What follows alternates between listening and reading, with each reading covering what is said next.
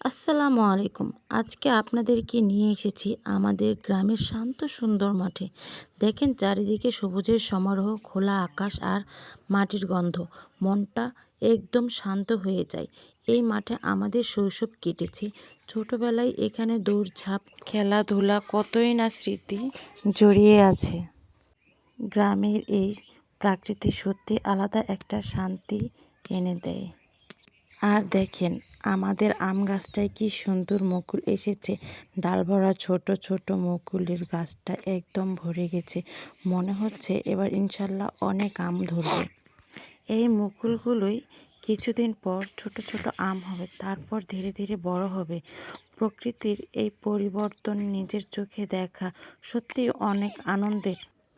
আমার ভিডিও আপনাদের কাছে কেমন লাগে কমেন্টে জানান। আর ভালো লাগলে লাইক, কমেন্ট, সাবস্ক্রাইব করতে ভুলবেন না। আল্লাহ হাফেজ।